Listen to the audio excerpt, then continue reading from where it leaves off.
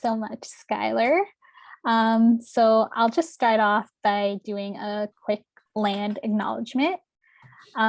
So we acknowledge the 3 First Nations communities downriver, Dushkan-Zibi, also known as the Antler River or Thames River, Chippewas of the Thames First Nation, Oneida Nation of the Thames, and Munsee Delaware Nation. So we strive to work with these communities to continue to listen, learn, and restore the natural area back to its original beauty, support environmental initiatives, and help our communities become climate resilient, vibrant, and just.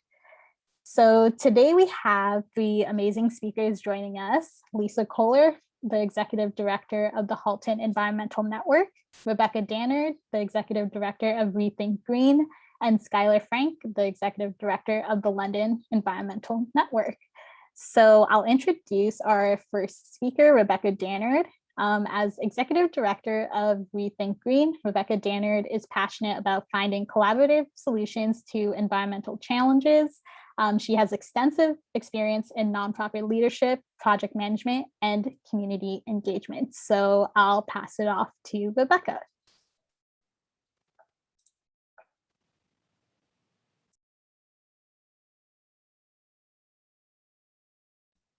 Rebecca, would you like me to share your slides, by the way, or are you happy? I think I'm going to try. If my internet totally dies, I will you have it as a backup. Absolutely. But, here we go. So thank you very much to the OEN and for Skyler for inviting me here today. Just making sure, which screen am I sharing the correct screen here? Sorry. Just make sure that we're on the right one. There we go. Share. Okay, great. So thank you again for coming, for everybody coming today, and for inviting me to be part of this. We are on the territory of the Tikmasheng-Anishinaabeg, and we'd like to acknowledge their custody of this land for many, many generations before us.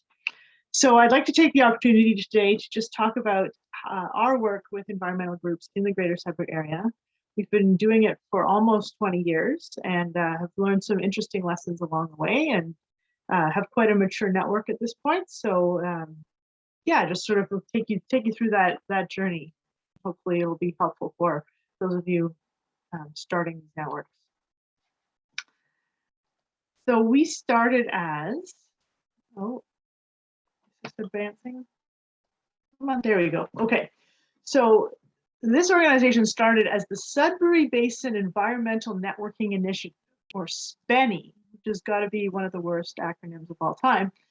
But there you go, that's what we were. It was actually started by the Trillium Foundation in 2004.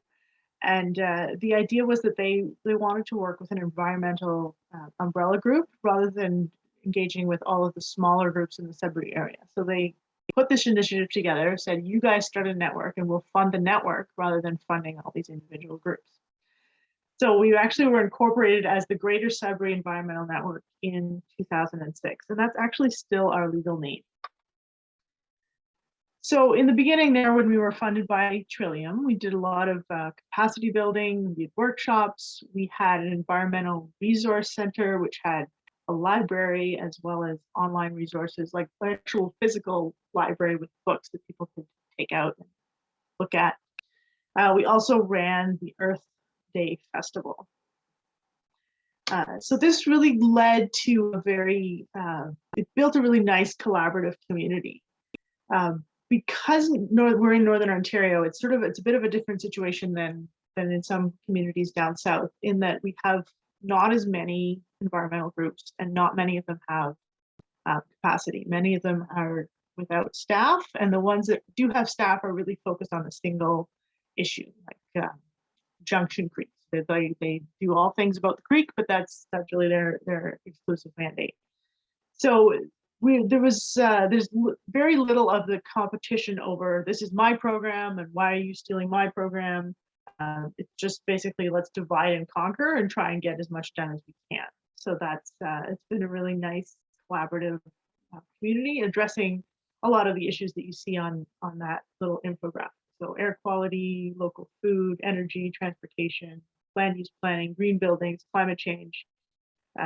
We all are kind of working away on our own little piece of that in the community. But of course, we've run into some problems in the in the later days. All of those resources that we were busy creating over the years, they get very, very quickly out of date as soon as nobody's being paid to maintain them. So a shared calendar or a newsletter talking about what all the groups are up to, it really takes a lot of capacity to do that. And if there's not a grant to support that activity, it's really hard to fund.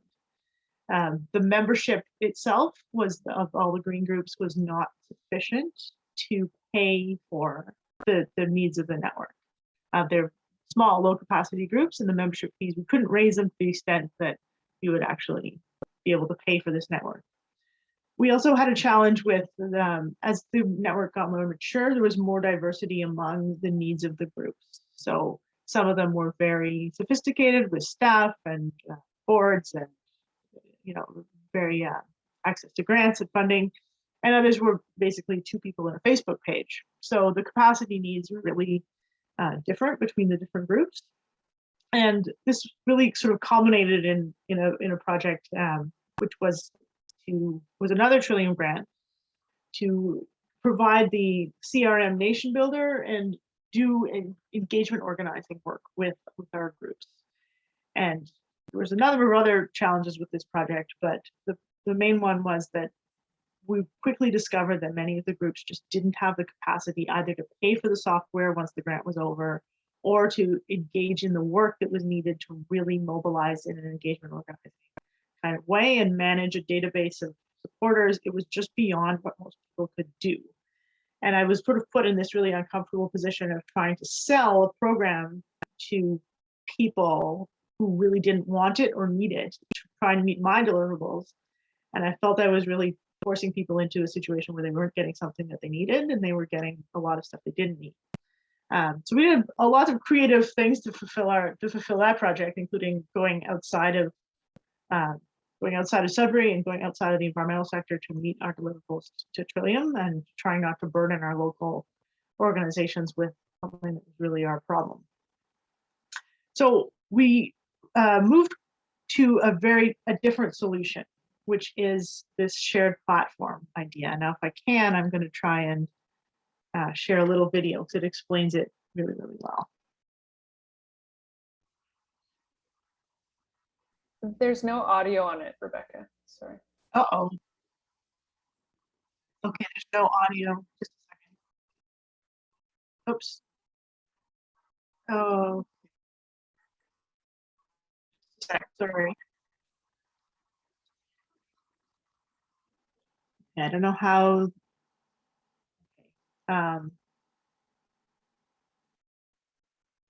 Maybe I can just skip the video and I'll just tell you about it. Would that be better? Because I'm not sure how I can troubleshoot trying to get the audio to work. I know you can also put the link in the chat afterwards for people to watch.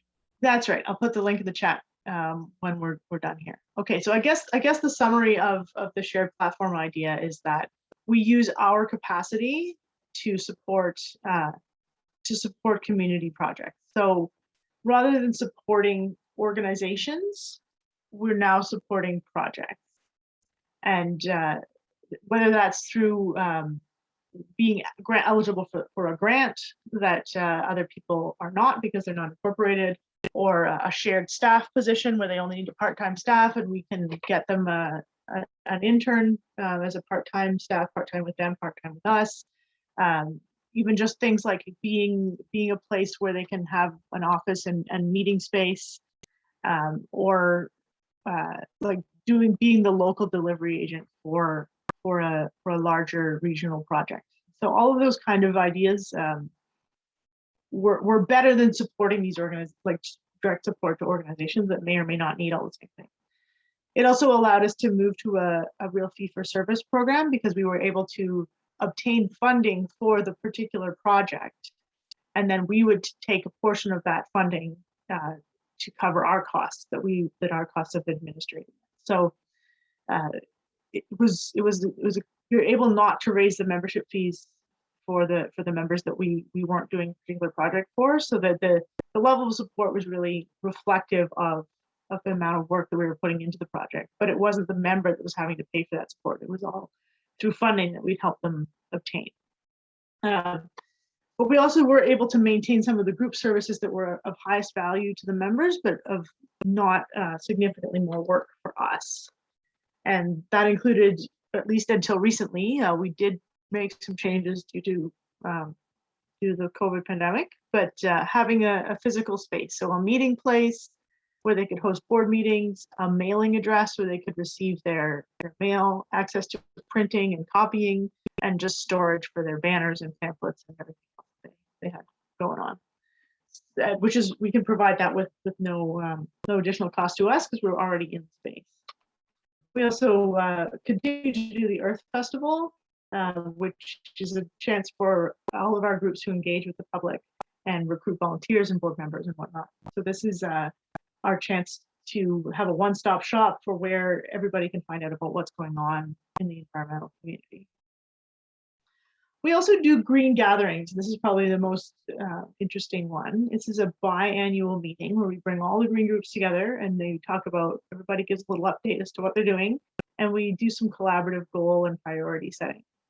And this has been really good for short-term, low-investment collaboration. So something like organizing a town hall or 100 debates to hear from candidates on their environmental positions, getting a petition to declare climate emergency in Sudbury. It's also been really great for us finding new collaborative partners. For example, Plastic Free Greater Sudbury, we recently did a shared platform with them where we got a grant to help them do some work in the community, which, since they're not incorporated, they wouldn't be able to hold on their own. Where it hasn't been successful is generating major long-term collaborations, like a collective impact project or a large-scale community conference. People get really excited about these ideas when they come up in these meetings, and they often do. Like, wouldn't it be great if we all got together and did this great big thing? But often they don't lead to anything because everybody is really busy already doing the work they're already mandated to do, and they don't have time to stop doing that work and start working on a group project. So the value of these is in those offside collaborations. You find out about what other people are doing, and then you think of them when you have an opportunity to work with that particular group. The idea of getting everybody together to work on one big project all together is a lot more challenging than sort of one-on-one collaboration. So what's next for us? There's a couple of other networks we have. I haven't mentioned. This would be another whole different presentation, but we have a Green Economy North, which is a sustainable business network. And we have Smart Green Communities, which is a network of municipalities and Indigenous communities working on community energy planning and regional energy planning. And we're planning a regional expansion for both of these projects. So our next steps going forward is how are we going to engage the environmental groups in this larger geography going forward. That's where we're at, and I'll pass along to the next speaker. I'm looking forward to the discussion later on. So. Awesome, thank you. I'll pass back over to Deepika to introduce our next speaker. Thanks. So our next speaker is Lisa Kohler. So Lisa's career in the environmental not-for-profit sector spans more than 20 years in the US and in Canada. So with internationally recognized leadership for inspiring climate change initiatives, Lisa has an influential role in Halton. She is the orchestrator of the Halton Climate Collective, a dedicated team of leaders focused on advancing local action. And with that, I'll pass it over to Lisa. Thank you so much. Good afternoon, everyone. I hope everyone's enjoying their day so far. I'm coming to you from Treaty 22 with the Mississaugas of the Credit First Nation. Let me just present my slide deck to you all. Hopefully you can all see that. If someone wants to give me a thumbs up, that would be so helpful. Amazing. Thanks, guys. So the Halton Environmental Network has a range of programs and services that emphasize engagement, education, and action. We listen to community and we work hard to build programming that service communities' needs to support and enhance the capacity of for local climate action. Through each of our programs and initiatives, we try to drive collective impacts and work through partnerships and stakeholders and co-collaborators. We all want to work together to try to deliver our programs authentically and collaboratively for our community.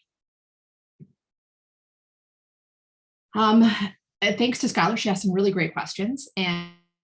So I'm just going to go through those now. And really, what does a network approach mean to Hens? So this is a great question. The conventional word of a network means many things to many different people. But for Hen, we really believe it's not about one person or one group or one entity. It's really about building that collective network and having authentic partners to support community capacity and knowledge sharing and creating impact within our local community. Brokering partners that have desire to works well. Ensuring that we are working with all communities, not just organizations in one sector or working with like-minded organizations, but a variety of stakeholders and partners is what we feel is needed. So not necessarily working with ENGOs or others in the environmental sector or climate sector, but creating meaningful connections with a variety of stakeholders is critically important. Building that collective space that allows our network to be impact focused is really important to Hen. So as I mentioned, our network tends to look outside of the environmental community. Here's a few of our programs that we run, and many of these programs are initiatives of Hen, but we work with partners such as Faith in the Common Good or the Halton District School Board, the Canadian Federation of University Women, local libraries, the Halton Equity and Diversity Roundtable. All of these great partners actually help us propel all of these programs. So it's Hen might drive the work, but really we have these other partners that help steer our ship. I find it amazing, and I have so much gratitude to our authentic partners because we learn so many lessons from them on how to work better together, collaboratively, collectively, and then how do we amplify the work that we're doing to really deepen our impact in community. So having a network approach, it's difficult because it means different things to different people. And I think sometimes people feel we need to be everything to everyone. And, our network, because we're really trying to drive authentic partnerships for collective action, it's really not about the mechanism or the rules that define the relationship that connects us, but actually the work itself.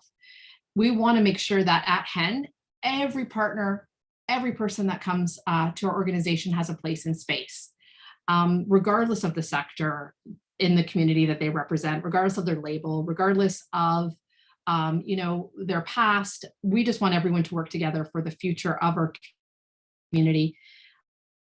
We know we need to authentically listen, and we need to meet people where they are on their climate journey. Everybody's at a different stage, and we need to learn from that, and then again, work together to produce successful climate action.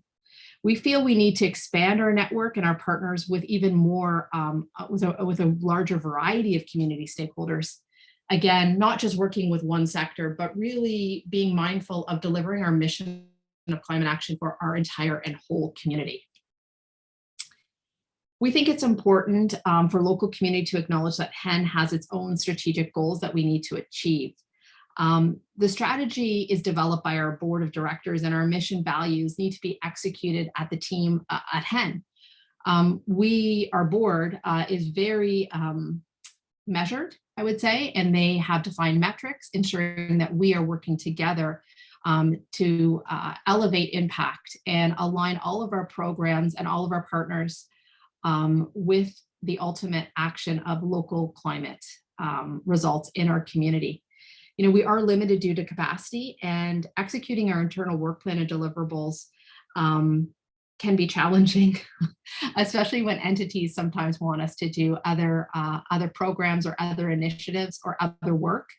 Again, we are set and confined to a very specific deliverables. So the last question that Skyler asked is, what would we improve at Hen? And I think there isn't enough value or understanding of the work that partnerships create. Climate change in our environment is about a whole system. We can't work independently. And it takes a lot of time to build true partnerships and relationships.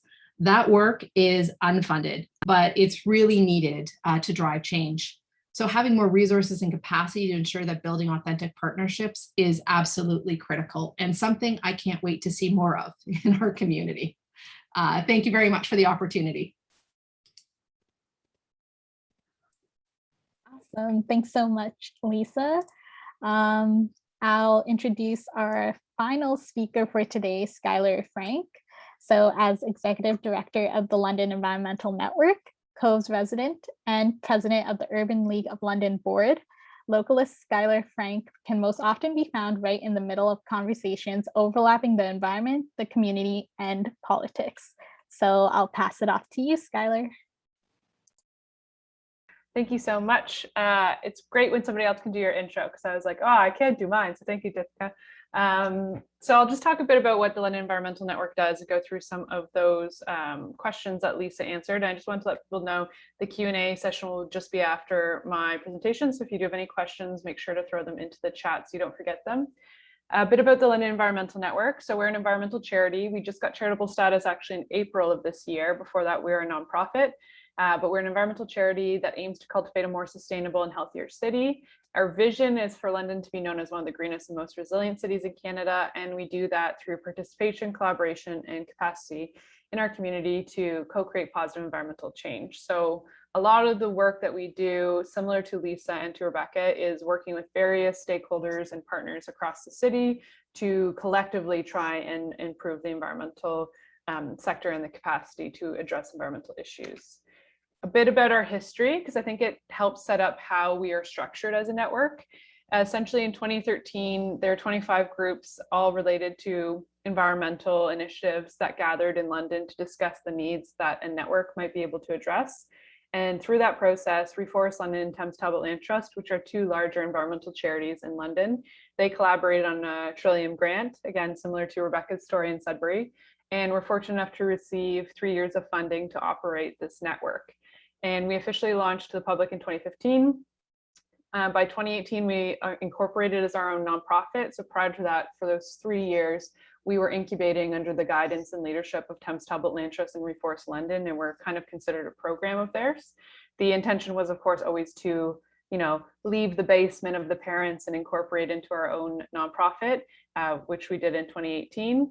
And then in 2021, as I mentioned, we became a charity. So throughout that period, we have grown. We have more programs, which I'll talk about in a second. And also from the 25 groups that met in 2013, we actually have a membership now of 47 different environmental groups that we support.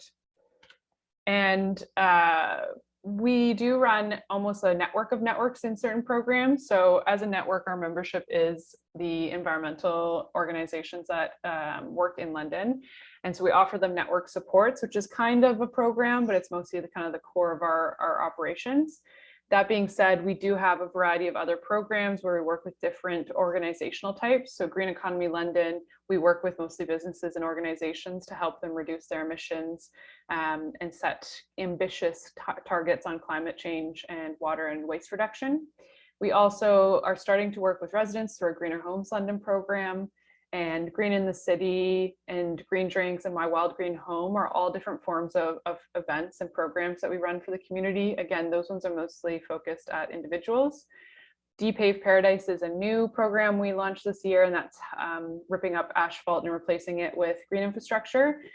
New for us, it has been around for, I think, over a decade, and it's been across Canada through Green Communities Canada. And then also 2 years ago, we launched an environmental action incubator. So we ourselves now, we are incubated by Thames Talbot Land Trust and Reforest London. We are now incubating other groups' projects. So 6 projects a year are selected through the incubator, and we help them with backbone support, administration. Our insurance covers their events if they're held in conjunction with us. And then also there's a little bit of seed funding for them to do their initiative. So those are a variety of different programs that we're doing, and we're very intentional to try not to overlap with any existing programs that are being offered to the community. So as a network, we're here to support a lot of what our members are doing, and there's members that are already doing cycling and tree planting and land conservation. So our events and our projects are trying to highlight those things, not necessarily to replace them with any type of programming. But I would say that is an interesting dynamic to have, and something that we talk about a lot at our board. As you can see here, so I mentioned there's 47 environmental groups that are members. So people, I think, are always surprised to see how many groups exist in London, but they range from a wide variety of interests. So there is various water groups like Canadian Freshwater Alliance, Nautical Waters, or Antler River Rally, which does river cleanups. There's 5 or 6 gardening groups. There's agriculture groups. There's beekeeping groups. There's Indigenous Treaties, Lands and Environment Department groups. So it's pretty broad, but generally they have to be a nonprofit or a charity or grassroots group that exists to serve an environmental purpose. So we have had people apply in the past who don't fit that criteria, and have figured out other ways to work with them. But if they are going to be a member, they do have to kind of fulfill those different requirements. Our members also fit into a couple different buckets. So we've kind of put people into 10 different categories, although of course there are lots of people that overlap. For example, people who run, waste campaigns or plastic reduction campaigns obviously overlap into environmental education, but to the best of our ability, we have tried to put people into different focus areas so that when the community comes to our website and they're looking to volunteer or get involved, if they have a specific area of focus they want to volunteer for, they're able to more easily find somebody or an organization that they can work with. And we do offer membership services. So to Rebecca's point too, we offer kind of a wide variety, and our staff, or we do have 2 membership volunteers that help us populate our events calendar and job opportunities calendar. But it does take a pretty significant amount of time to make sure everything is continually updated. We used to have a member resources page, which we still do, but it's not as accessed. We can see from our Google Analytics that people don't necessarily go on it very often. And I think it is because it's not updated every couple of months. It's updated like once a year. We'll go through and delete and add stuff. For the most part though, our events calendar, our job opportunities page, and our volunteering page are very current, thanks to the staff and volunteers that we have. But other things that we offer to the members, again, which are mostly environmental nonprofits, are sharing their content on social media, sharing it in our newsletter, which goes out to over 2,000 people. We offer, people can borrow our tables or projectors, and that actually is regularly used. We share their material when we do outreach booths. We also are happy to be the backbone for projects. So like Sudbury, lots of our groups don't have charitable or nonprofit status. So if they want to do a project and they want to go for funding, they'll come and chat with us. And we've done that for a couple of different groups. And we also do general advocacy for London's environmental sector. So if there's an issue at council, we try to make sure members are informed and encourage people to talk to their constituents and their members to get some support on environmental action. Like I said, we kind of work with everyone a bit like Halton. And the main areas, though, that we do are environmental nonprofits and the business and organizations through Green Economy London. But we do work with individuals on projects. We do work with different governmental departments and institutions. And we also, of course, work with funders to make everything happen. So in a way, I wouldn't say our network approach is necessarily streamlined, because we do want to partner with as many people as possible to make this change. But we do generally try to focus our programming on the 2 green bubbles. And then the other thing I want to highlight is, while we ourselves are a network of 47 environmental groups, and then through our business program, Green Economy London, we have another, 40-ish businesses in that program. We ourselves belong to a variety of networks. So these are just a couple of the ones that the London Environmental Network is a part of. And it's one of those things where we realized we can't obviously do it all ourselves. So it is important to find these non-traditional partners. I'd give the most recent example is the London Community Recovery Network, which is that, 6, I think, rhombus. Terrible at shapes, but that was throughout COVID. A bunch of different leaders in the community met virtually to put together a recovery network talking about what London needs to do to recover from COVID-19.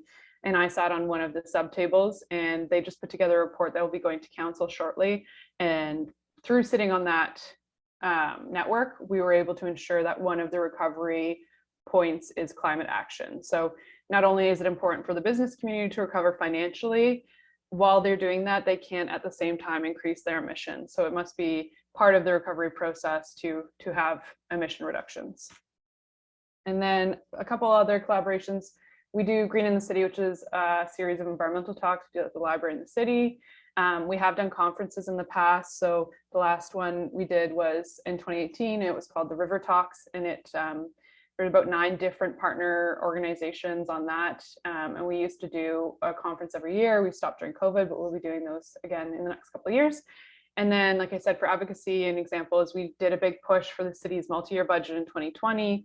And we got a lot of people to sign petitions and call their city councilors and attend budget sessions. In fact, the budget session that was for the environmental cases was the best attended budget session that the city has ever seen.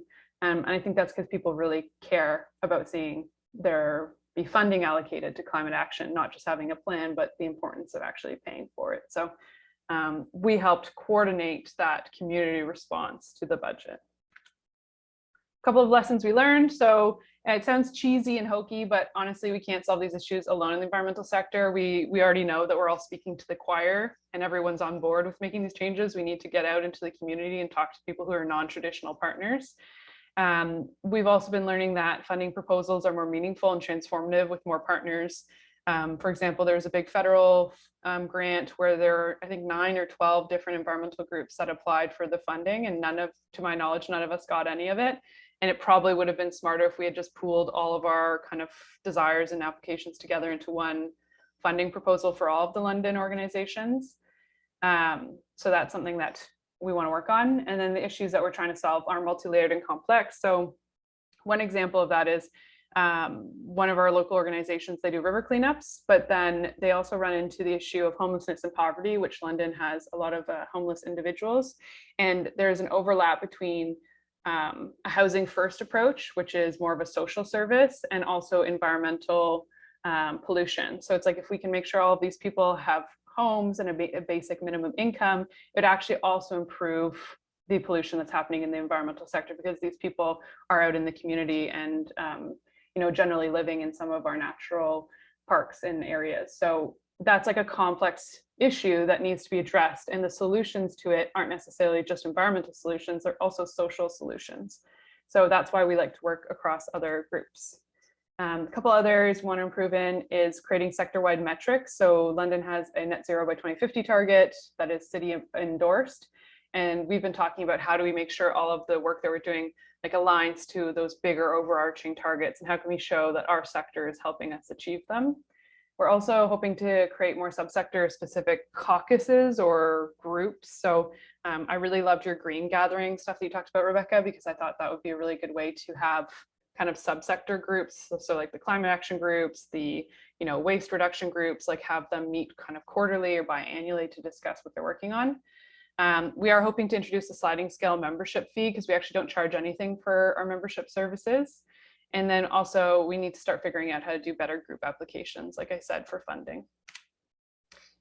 That's about it. I probably went over time. I wasn't looking at my clock, but if you guys are interested and not following us, we're on literally every type of social media. And now I guess I will turn it over to the Q&A portion of the event.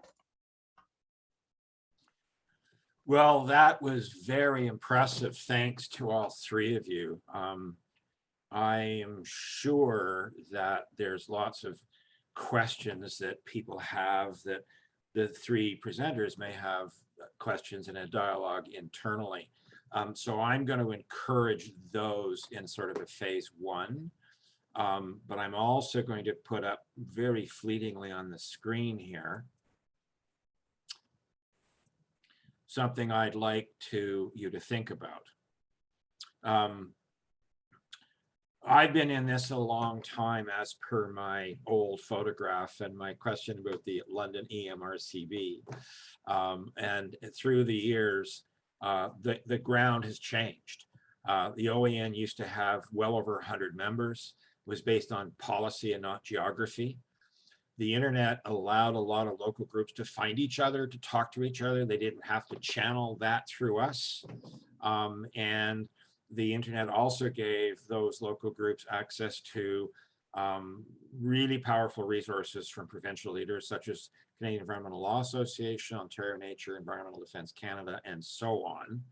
And very recently, what we've been noticing is the amazing strength of the local regional networks. I think Lisa may have been a little shy, I know that they try to run a monthly webinar, and they get anywhere from 300 to 900 people. Skyler's talking about 47 groups locally, because in your local geography, you have more in common. So London actually has more members than the Ontario Environmental Network does. And so what we see is a need to discuss whether or not the OEN has a logical opportunity and civic duty to try to help the groups network, so that rather than have 100 or 200 members in the OEN, maybe there would still be individual members, but some strong regional presence for addressing things like climate change, the biodiversity crisis, a just recovery. All those things were mentioned.